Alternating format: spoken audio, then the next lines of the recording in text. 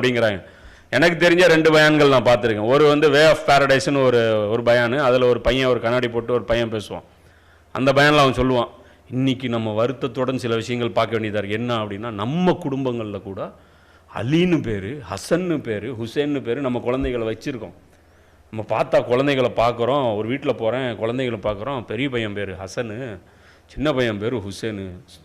என்ன எப்படி இருக்குது பாருங்கள் ஷியாக்களுடைய தாக்கம் அப்படின்னு. உங்களுக்கு என்ன தாக்கம், உங்களுக்குள்ளே என்ன தாக்கம் இருக்கு? பக்கத்துலேயே பக்கத்து கைக்கே ஜோசியம் பார்த்து உங்கள் கைக்கு ஜோசியமே பார்க்க மாட்டீங்க பார்த்தீங்களா? உங்களுக்கு என்ன தாக்கம் ஏற்பட்டிருக்குன்ட்டு. இப்போ உங்கள் முன்னாடி ஒரு குழந்தை அலின்னு பேர் வச்சுட்டு இருந்தால் உங்கள் முலகம் மலருமா சுருங்குமா? இப்போ அலியை மூமினை தவிர யாரும் நேசிக்க மாட்டார், முனாஃபிக்கை தவிர யாரும் வெறுக்க மாட்டாருங்க. இது என்ன பண்பு இது? புரியுதா இல்லையா? அதனால தான் வந்து என்னங்கிறாங்க, வரலாற்றில் முஆவியான்னு பேரே இல்லை. இப்போ வரலாற்றில் யாருக்கும்